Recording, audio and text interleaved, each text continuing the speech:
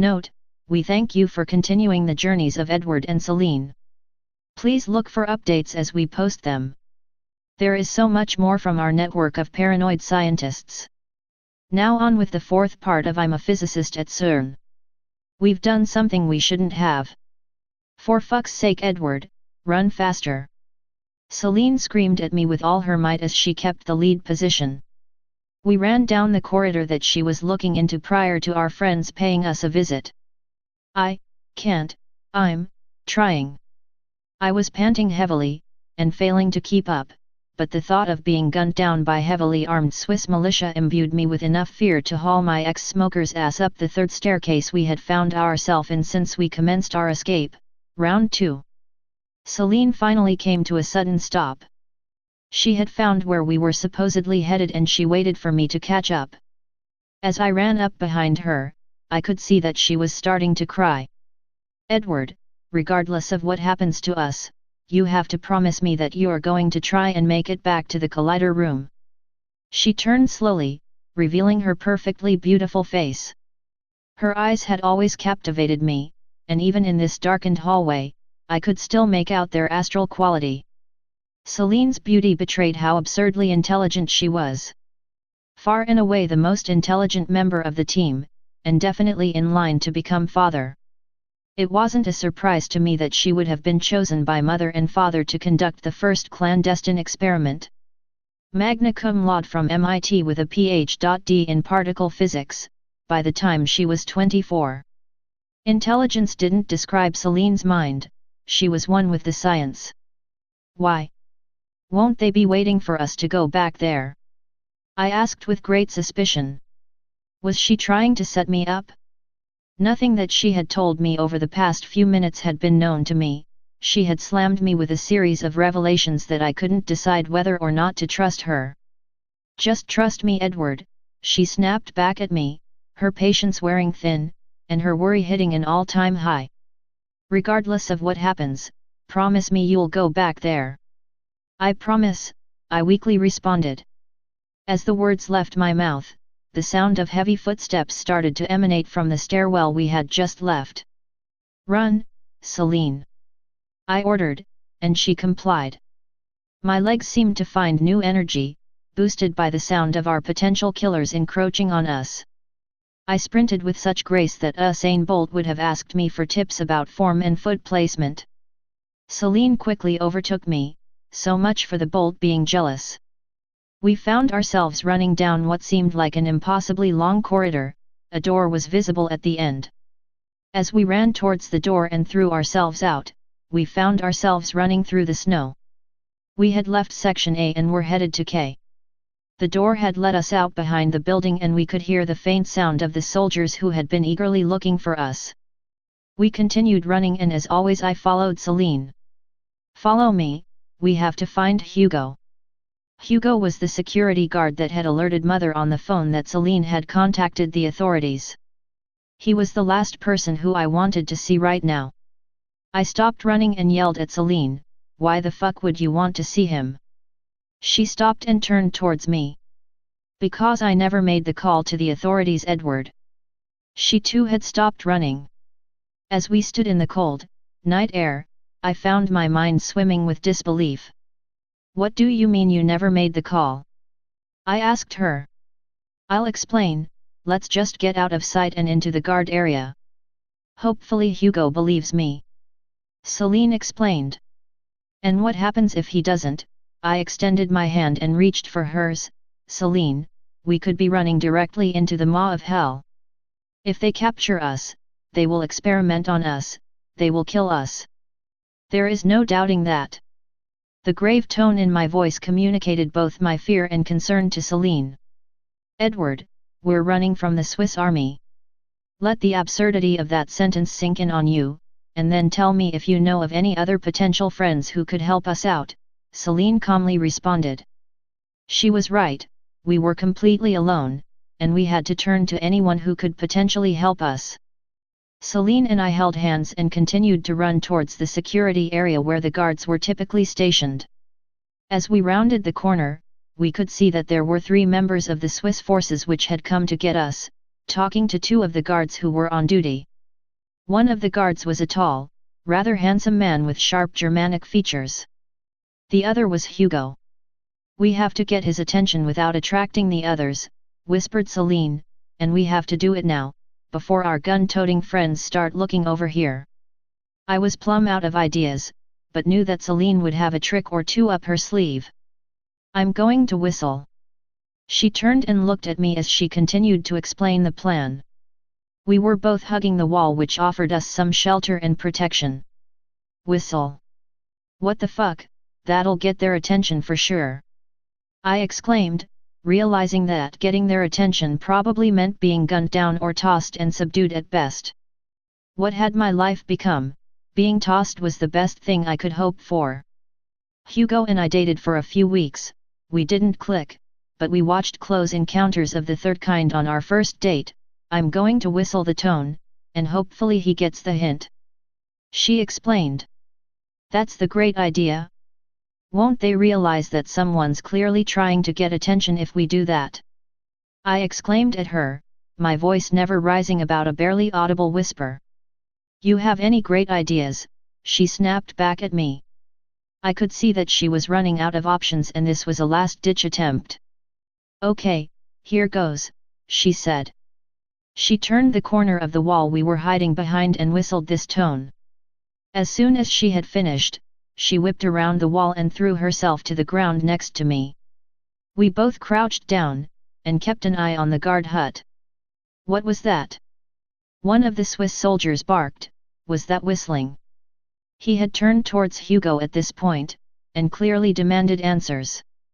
The idea must have been communicated to Hugo since from our vantage point we could see him, the other guard and the Swiss soldiers having a heated debate. After a few seconds of arguing, we could see the other guard and the soldiers leave the guard hut. Celine squeezed my hand without taking her eyes off of our would-be killers. "Come on Hugo, come on," she whispered. It was -10 but her palms were still sweating, and so were mine. "Come on, come on." The other guard led the soldiers in the direction opposite to where we were hiding. "Fuck yes!" Celine quietly celebrated our seeming victory. Now all we needed was Hugo to head in our direction. "What is he doing?" she asked, as her and I both saw Hugo pick up the phone and make a call. A few seconds later he hung up and began to walk in our direction. He now started to whistle the tone, and Celine whistled back. He rounded the corner and found her and I in the snow, without our jackets, both looking worse for wear. "What are you doing? Come with me to the guard hut, you can warm up there." We had no place to run, and were rapidly exhausting all of our ideas for escape. We now solely relied on the kindness of a man that Celine felt unfit to date. I could feel my hope shrinking. "I realized that it wasn't you that called the authorities after I made the call to father," Hugo said as he handed Celine the lid of his thermos, the makeshift cup filled with what smelled like chamomile tea, and a shit ton of whiskey. "What? How could you know that?" Celine asked as she took a wincing sip from the lid and handed it in my direction. "You would never disclose that information to anyone. You would never call me and alert me about a classified experiment. That's not like you. I know stuff didn't work out between the two of us, but you have to give me more credit than that. I got to know the kind of person you were. Yeah, it's not very much, but you're just so kind. I could never see you betraying your ethics like that." He was blushing as he finished explaining his line of reasoning. Celine threw her arms around Hugo and kissed him on the cheek. "Thank you Hugo. Thank you, thank you, thank you." I hadn't seen her this happy for a while, and even I wanted to kiss Hugo at that point. He would potentially be our ticket out of here. "Who did you call?" Celine asked him, realizing that we needed to address who knew we were here. "Who did you call Hugo?" "I called my sister, I told her to come to the facility. He explained. It was about 5 a.m. at this point, and Hugo's sister lived in Geneva, about 20 minutes drive away from CERN. If anyone can help you escape, she can. I'll get you to her car and the guards will let you out the main entrance.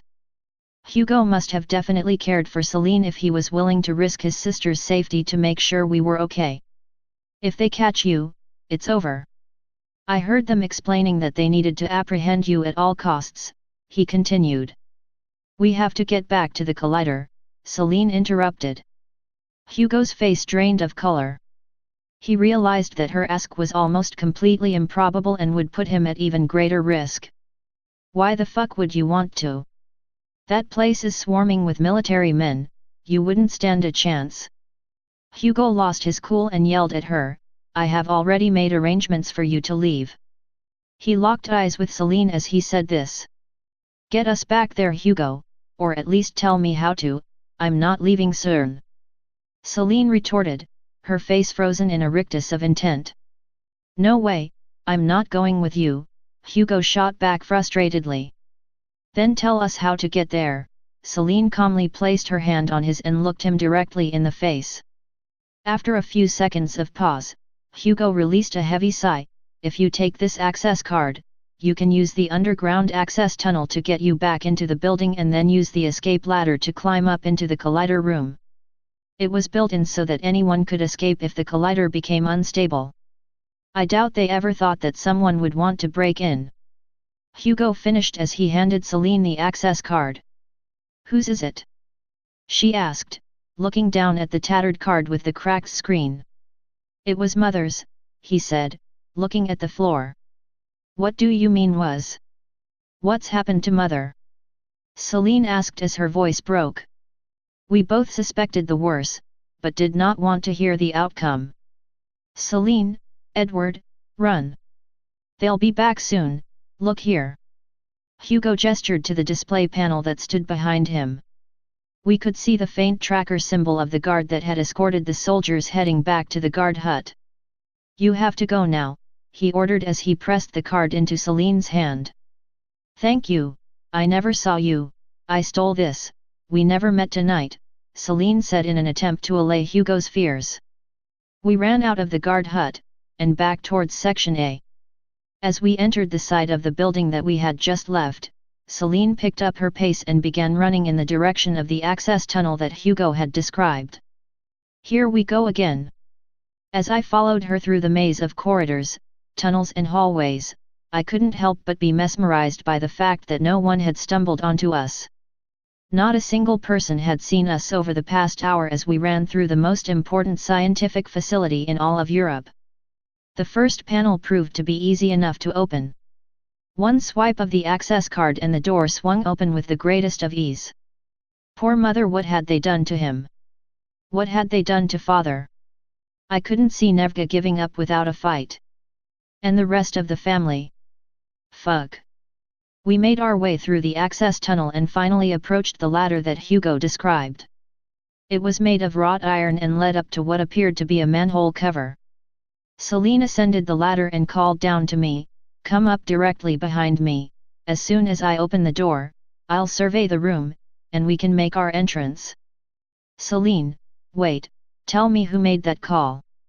If it wasn't you, who was it? I asked, feeling that this was the last chance I had to get some answers. She looked down at me and was clearly crying. Just make sure that you remember that I didn't make the call, she said as she opened the hatch at the top of the ladder.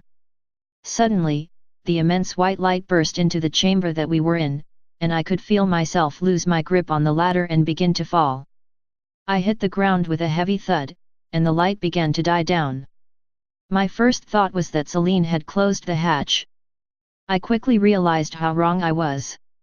As my vision cleared, I realized that the light was dying down, and I could see figures hunched over me. I scrambled to sit up and began to scoot away from the figures. The light finally subsided and I realized I was in control room with Mother, Father, Nevka, and the others lying around me. He's back. Tell us, Edward, what did you see? It was Nevka and she was full of questions. He's moving so much, father didn't move that much when she came back. Another member of the family exclaimed. I was panting heavily and couldn't make sense of what happened. Father approached me. Edward, you jumped when we ran the last collision, what did you see? She exclaimed. Where's Celine? Were the only words I could get out. The room filled with a silence. Father looked down at me and said, Edward, Celine's jump was a failure. She jumped immediately after you, when we ran the collision to try and bring you back, and we haven't been able to bring her back yet. Keep the chain. Stay paranoid, my friends.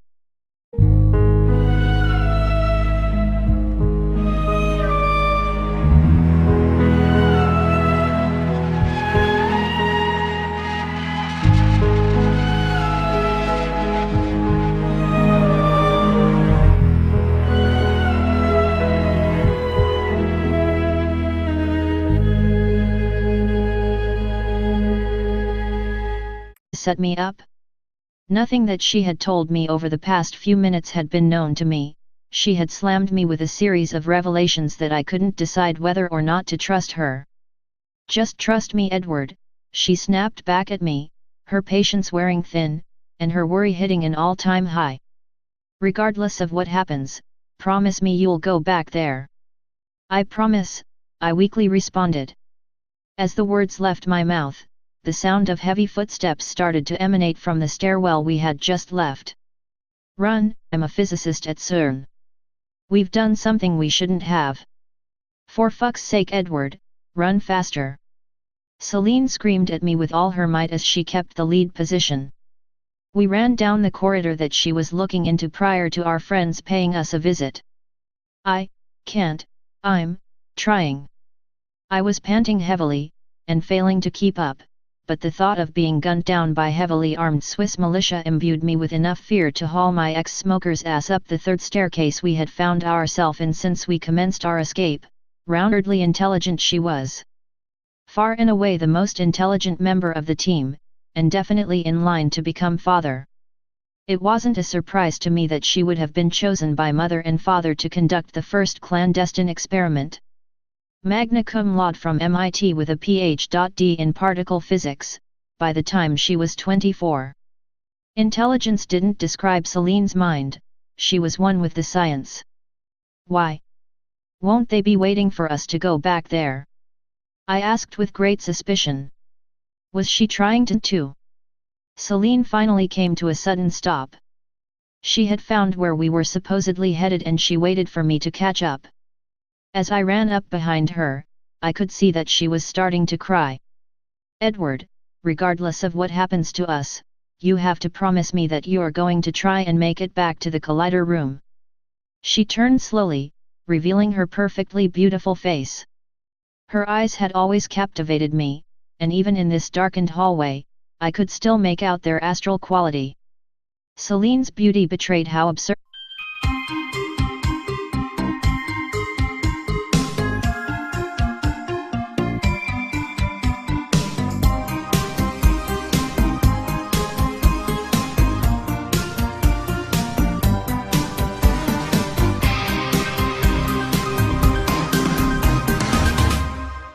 Note, we thank you for continuing the journeys of Edward and Celine.